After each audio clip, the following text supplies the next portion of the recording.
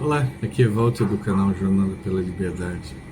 Tinha uma coisa que estava me causando pensamentos, assim, tentando entender, né? Como um cachorro, ele passa de uma geração para outra, né? E ele tem o que a gente chama de instinto, né? Como que o instinto passa do avô, do pai do cachorro para ele, né? O instinto a fazer pipi e enterrar depois, ou agir de uma determinada maneira. Eu tenho um cachorro que adora, ele dorme à noite, ele tem que estar intocado num canto, entende? É, é, e eu fui ver uma característica da raça. Como essa informação passa de uma geração a outra? Nós temos os genes, mas como esses instintos, né? O instinto materno no ser humano ou outros instintos são carregados no gene, né? É uma informação que eu queria entender. E aí eu fui vendo que existem os genes, e os genes existem diversas, enfim, muitas possibilidades de atuação dos genes, de alguns genes serem acionados ou não, e alguns fatores desacionam alguns genes e acionam outros. E isso explica porque determinadas espécies ou raças têm um comportamento diferente de outras, né? Entendeu? Tá? É interessante isso, né? Entende? E como fazer para isso passar de uma geração para outra? Como fazer com que um determinado grupo de pessoas tenha a tendência a ser mais econômica, né? Guardar, ser mais poupadora do que outros, né? Ou que grupos de pessoas eles sejam mais aventureiros, né? Tomem mais risco do que outros e assim por diante, de distintas características, né? Que você vê serem típicas de determinados grupos sociais. Ah, puxa, é o grupo social, não é o ambiente então atuando? Sim, é o ambiente atuando nesse epigenético, acionando alguns genes e outros não. Acionando um gene que permite que você não queira ou suporte não desfrutar de todo o seu potencial hoje, acumulando uma certa riqueza, uma certa reserva para um futuro, né? Para uma crise futura, para um inverno longo futuro. E essa preocupação, que eu busquei um entendimento, é porque eu vi que fizeram estudos com homens judeus cujos pais tiveram passado pelo Holocausto, por fomes extremas, por períodos extremos de falta de alimento, de dificuldades, e que perceberam que os filhos e os netos carregaram essa característica com eles, nos seus hábitos alimentares, na resposta corporal à falta de alimentos, se necessário.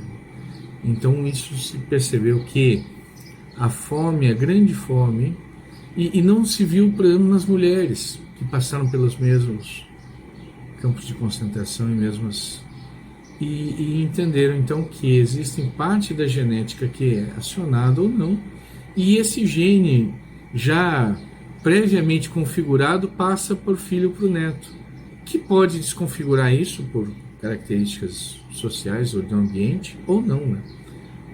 Ou não se sabe bem como desconfigurar, né? E alguns sim, outros não. Mas, ou seja, como que você passa para seus filhos parte do seu da sua forma de agir? Algumas vezes é pelo exemplo, né? Entendeu? Ou seja, pelo convívio. Mas vocês já tiveram e veem irmãos que têm comportamento distinto, né? Entendeu? Mesmo com os mesmo ambiente, né? Então isso é baseado nessa parte genética, né? E na herança epigenética que o cara recebe. Então com isso fui ver um documentário sobre a riqueza das nações, né? Entendeu? Ou como características que formam riqueza. E existem certos grupos que naturalmente têm algumas características que fazem a riqueza. A busca da produtividade, essa capacidade de não se importarem, não desfrutar de tudo hoje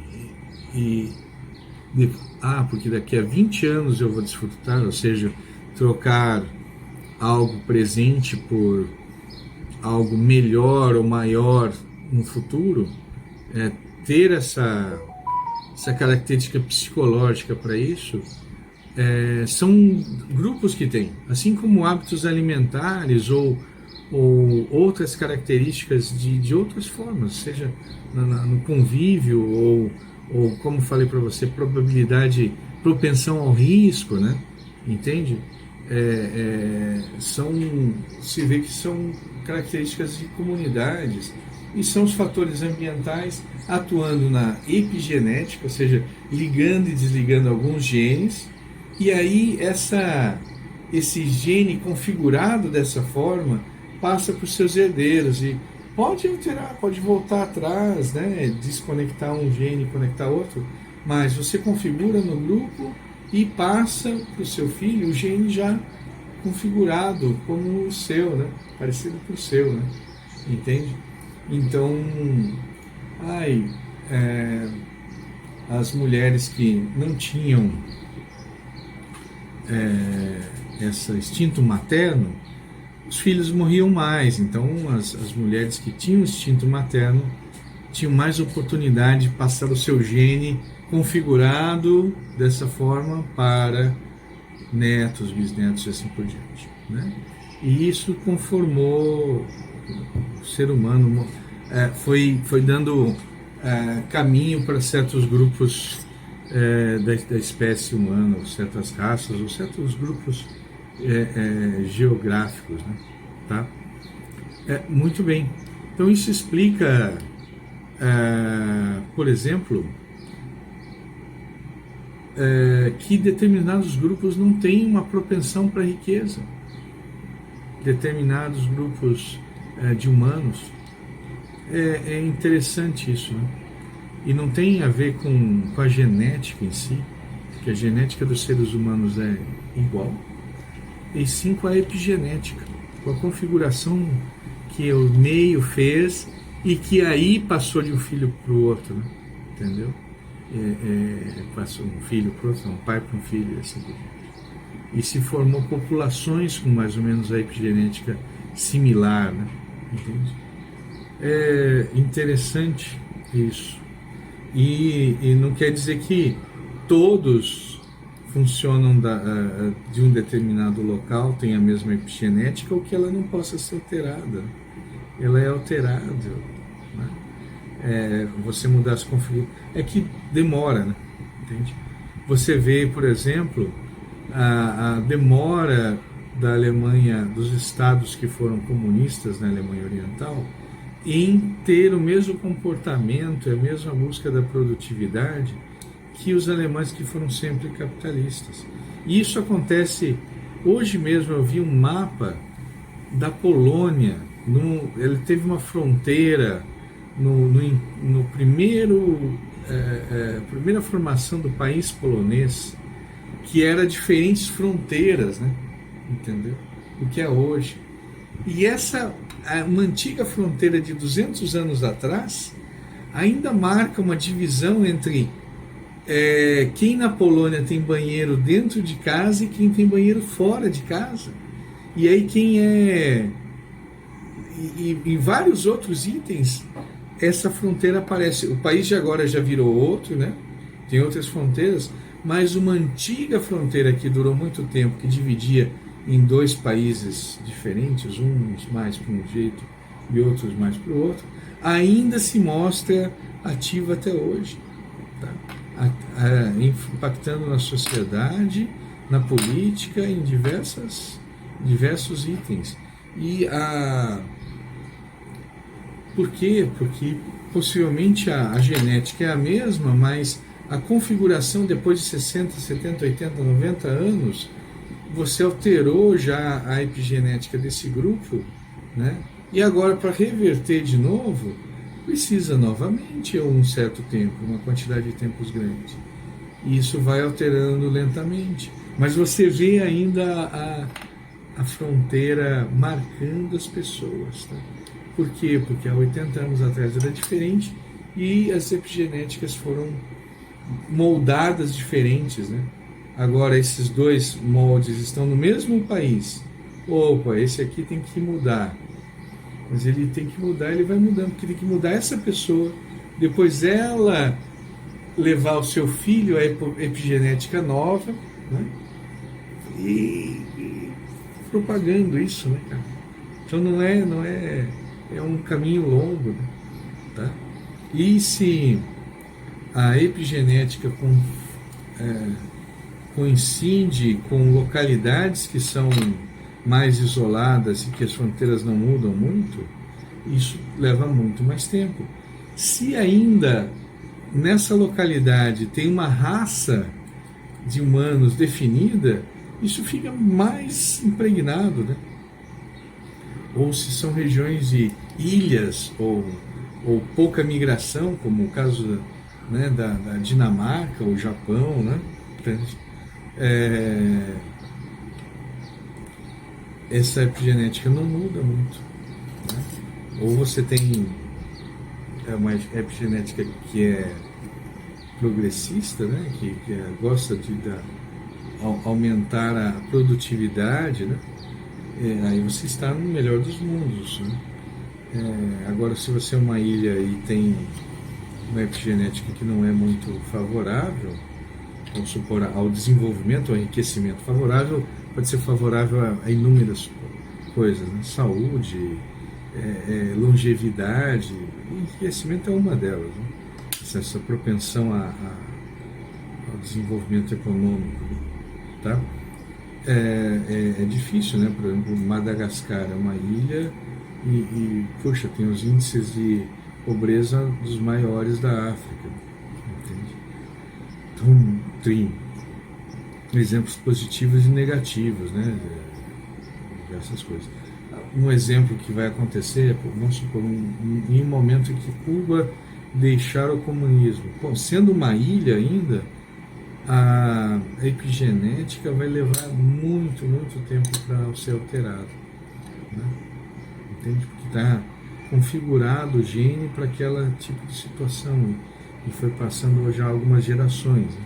E vai ser difícil ter uma quantidade grande de influências externas, justamente por ser uma ilha. Bom, é isso aí. Como a epigenética afeta a gente, afeta a nossa liberdade. É por isso que é um assunto aqui que eu citei nesse momento, né? Poxa, eu quero me livrar, eu reconheço alguns itens que me aprisionam. Será que eles não são dessa epigenética? Será que eu não posso trabalhar eles, né? Puxa, eu não sou muito fã de exercício, meu caso particular, né? Eu tenho que trabalhar isso com mais empenho, porque eu tenho que lidar não só com uma resistência normal, né? Mas eu tenho alguns genes que me dificultam ganho de massa muscular. Essa epigenética minha pode ter desligado alguns circuitos de recompensa, né, pelo exercício físico. Então eu tenho que focar com mais, se eu quero realmente alterar, de ser livre, né, desse problema de saúde, né, que é um problema importante na vida da gente. Eu tenho que reconhecer isso, reconhecer que eu posso ter uma epigenética que não me favorece. Sou de um grupo que Pode ser que a produtividade seja favorecida, mas a saúde não. E eu acho que é isso mesmo. Então tem que trabalhar de uma forma mais importante na área da saúde, no momento que a parte de, talvez, de produtividade já esteja resolvida, né? Que é o caminho agora. Um grande abraço a vocês. Identifique as suas correntes, as suas prisões. Trabalhe na epigenética com bastante força. Ai, mas eu não consigo emagrecer. Pode ser que a sua genética esteja programada para não te ajudar. Então você precisa mais. Aproveite essa sua resistência à frustração, que é uma ferramenta boa para o enriquecimento, para a produtividade, e use ela para a saúde, né? Um grande abraço. Até mais. Seja livre.